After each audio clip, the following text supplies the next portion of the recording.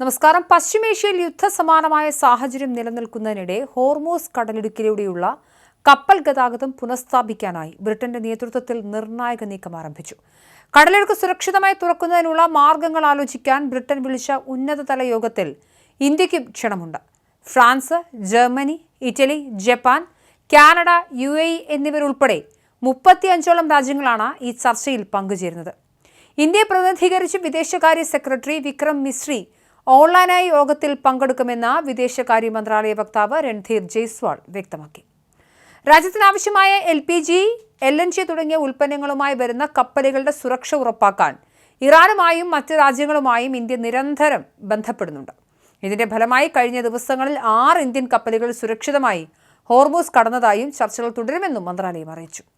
അതേസമയം ഇറാനെ ശിലായുഗത്തിലേക്ക് മടക്കി അയക്കുമെന്ന അമേരിക്കൻ പ്രസിഡന്റ് ഡൊണാൾഡ് ട്രംപിന്റെ പ്രസ്താവന മേഖലയിൽ വൻ വാക്പോരിനും സൈനിക നീക്കങ്ങൾക്കും വഴി തുറന്നിരിക്കുകയാണ്. ട്രംപിന്റെ വെല്ലുവിളിക്ക് കടുത്ത ഭാഷയിലാണ് ഇറാൻ മറുപടി നൽകിയത്. US-ന്റെ ഇസ്രായേലിന്റെ ആക്രമണങ്ങൾ കൊണ്ട് തങ്ങളെ തകർക്കാനാവില്ലെന്ന് ഇന്ത്യയിലെ ഇറാൻ എംബസിയും വ്യക്തമാക്കുന്നുണ്ട്. 7000 വർഷത്തെ പാരമ്പര്യമുള്ള സംസ്കാരമാണ് തങ്ങളുടേതെന്നും ശിലായുഗം മുതൽ ആധുനിക കാലം വരെ മനുഷ്യത്വ വിരുദ്ധമായ കുറ്റകൃത്യങ്ങൾ ചെയ്തത് അമേരിക്കയാണെന്നും ഇറാൻ പരിഹസിച്ചു. അമേരിക്കൻ സൈനികരെ കല്ലറകളിലേക്കാണ് ട്രംപ് അയക്കുന്നതെന്ന് Islamic Revolutionary Guard Corps commander Sayyid Majid Mousavi മുന്നറിയിപ്പ് നൽകിയിട്ടുണ്ട്. കേവലം 250 വർഷത്തെ ചരിത്രമുള്ള അമേരിക്കയ്ക്ക് തങ്ങളുടെ പുരാതന നാഗരികതയെ വെല്ലുവിളിക്കാൻ കഴിയില്ലെന്നും ഹോളിവുഡ് മായയിലാണ് അമേരിക്കൻ ഭരണകൂടമെന്നും അദ്ദേഹം കൂട്ടിച്ചേർത്തു. ഇറാന്റെ സൈനിക ആണവശേഷികൾ പൂർണ്ണമായും തകർത്തുവെന്നും തങ്ങൾ വിജയത്തിന്റെ അരികിലാണ് എന്നുമാണ് ട്രംപിന്റെ അവകാശവാദം. ഇറാന്റെ പക്കൽ ഇനി മിസൈൽ ലോഞ്ചറുകൾ വളരെ കുറവാണെന്നും അദ്ദേഹം വാർത്താസമ്മേളനത്തിൽ പറഞ്ഞു. എന്നാൽ ഈ വിജയവാദം വെറും തോന്നൽ മാത്രമാണെന്നാണ് ഇറാൻ സൈനിക വക്താവ് ഇബ്രാഹിം സോൾഫാഗാരിയുടെ തിരിച്ചടി. തന്ത്രപ്രധാനമായ മിസൈൽ ഉൽപ്പാദന കേന്ദ്രങ്ങളും ദീർഘദൂര ഡ്രോൺ നിർമ്മാണശാലകളും സുരക്ഷിതമാണെന്നും അമേരിക്കയുടെ പക്കലുള്ള വിവരങ്ങൾ തെറ്റാണെന്നും ഇറാൻ വ്യക്തമാക്കി. അമേരിക്ക പരാജയം സമ്മതിക്കുന്നതുവരെ യുദ്ധം തുടരുമെന്നാണ് ഇറാന്റെ നിലപാട്.